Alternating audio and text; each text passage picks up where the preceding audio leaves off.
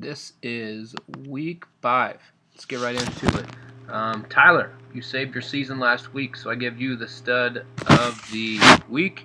I honestly didn't think you were going to win. Impressed me that you actually did win, and you did it with all of your bench players. So, good job last week. Jim, you're my dud of the week. You had the first person to prove that Nick was just lucky. You should have won that week, but you lost. Now Nick only continually wins more, and he's starting to look like his team is getting stronger. Thanks. And I just want to point out, 3.5 teams I think are starting to create separation that all of you should not want to play. One would be Aaron, hasn't been beaten yet, and his team is very solid. The other is me. I think my team is getting stronger each week, proven by my monster score last week. I don't think you want to play me. I also believe in John Davis. I don't think you want to play him. Not as much as me and Aaron, but I still think he's pretty solid. And Jim, you were on the fence. Last week put you on the fence. I originally would have you in, but you are a fence team to me now. So, but if I was any of you, I would not want to play those 4. They look pretty strong. Let's get into the predictions. First game is me, Lucky Charms versus Ben. Won't get fools again. Big Ben, I'm impressed. I don't know that you're playing Big Ben. It's a lot of hope in the Jaguars and a lot of hope in Big Ben. I don't know. Your team is called Foles, and you're not even playing him this week. You've benched him on purpose, which is impressive. And when I look at your team, Ben, you have no one that is a top-rated player. Bernard was, but he slipped a little bit, mainly because of the bye week, but you don't have anyone. And the big thing is, all of Big Ben's yardage come from 2 players, Le'Veon Bell and Antonio Brown. And so unfortunately, all of Big Ben's yards, half of them are going to my team. And my top 2 picks haven't even producing, except this week. Lacey did produce, but Jimmy Graham is playing below what he should, and I think that I roll this one pretty easily. Sorry, Ben. Go home. Next is Nick. Nick, can you seriously go 5-0? Against John Davis, one of the teams that I do think looks pretty strong. Here's my question. Niles Davis, is he a problem to Jamaal Charles? He's looked really tough, and Charles is kind of injury prone, so he might lose some yardage and some carries, to Niles Davis. That could hurt you, Nick. Also, Alfred Morris seems to be in the downward trend. That is kind of nerve-wracking for you, too. So how in the world can John Davis actually upset Nick, which is embarrassing that it's an upset. I think Stafford does look good. Hopefully he doesn't throw him to Calvin Johnson, because that's a wash. And Reggie Wayne made it look like he was kind of having Luck's number 1 eye, but Luck really spreads the ball around to everyone. I unfortunately think this is going to be really close, but I have to say John Davis is going to win, but it's not going to be pretty because he's got the curse of the Reichel on him. Next is Game 3, Drew Wagner versus Ben Baker. 2 teams looking to go above 500. I don't think that... no, this is a game where I do think that Wagner, what we would have expected from Rodgers and Jennings is exactly what you got. So that Thursday night thing that we're talking about didn't give me much an advantage to picking this week. The only player I see on your team that I really think is solid is Macklin. I think Torrey Smith could have a big game. Gronk could have a big game. Stacy looks like he's lost right now, so I'm not really impressed. Hence why this is a pretty low-scoring predicted game. Manning's back. That's good for you.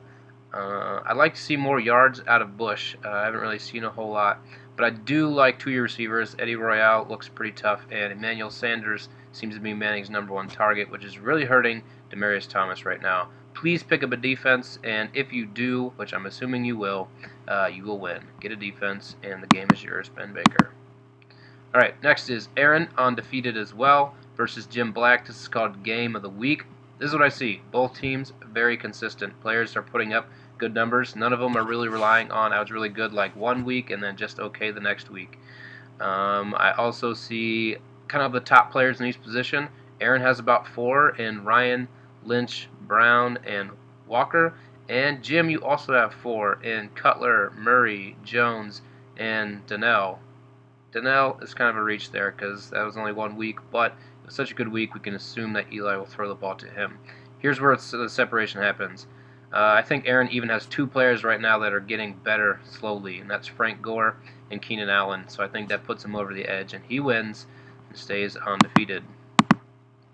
Next is Tyler, long season, versus Andy Black. For Breeze, also I would say long season number 2. Tyler, I think this is good news that you have your starters back in, except you've lost every week that you've had them in. So that makes me wonder. It's really unclear who your performers are. AJ Green, you think would be solid, but the only player on your team that seems to be like consistently good is Ahmad Bradshaw, which none of us saw that coming. Especially, I didn't see the amount of receptions he gets each week. Your team is just completely underperforming, almost every single one of them. I do think you can rebound this season, but some of these people got to step it up. Kaepernick, Ball, Green's not even playing as good as he can. Fitzgerald, they forgot to throw him the ball. Karen's been injured. Just why the collapse is my question. So that's not good for you. But I kind of see the same thing going on in Andy's team, hence why you're both 1-3. Drew Brees, I think that he's got to be due. He's not been throwing the ball as well as he can, and he's not been throwing the ball to Jimmy Graham consistently for 4 quarters of a game. I think that's where he's hurting. And Marcus Colston's kind of been a no-show most of the time as well. But I do like Forte and Jennings. Is kind of one of the best running back duos of the league right now between those two, both in like the top 10, I believe. So unfortunately for you, Tyler, I do see Andy winning and kind of pulling himself out of the basement. Last game, Chris Spring versus Tim Heiser. Is McCoy the Chris Johnson from a couple years ago? It's starting to look like it. Remember, Johnson like tore up, and then all of a sudden he couldn't gain more than 2 yards per carry, and we all wondered what happened. McCoy is starting to look like that. And Richardson is that, a guy who can only average 2 yards per carry, so that's not good. But I really like Des Bryant. Cobb, I think he actually underperformed what I would expect out of him. And Rivers is solid, man. Number 3 quarterback, really like that. And let's go to their team. Heiser, I think you also have a team that's kind of underperforming. Can any of them start performing like they should? Harvin, why is he not being utilized? Marshall seems a little bit hurt, not playing up to his potential right now either. Doug Martin is coming back. Newton's not looking really strong. Ben Tate played really good for about a quarter and then hasn't played again yet. And Sproles, I don't know. He pours it on 1 week, disappears the next. So here's where the divider is. I think McCoy actually breaks out and they give him the ball a little bit more, which will be a positive for Chris and a negative for Heiser because he has Sproles. So I think that Chris wins this one and moves onward. So there it is for this week. Keep your comments coming on that Thursday. Any good ideas I am interested in. But right now I'm leaning towards staying this way. So that's it. Enjoy football. Go Browns.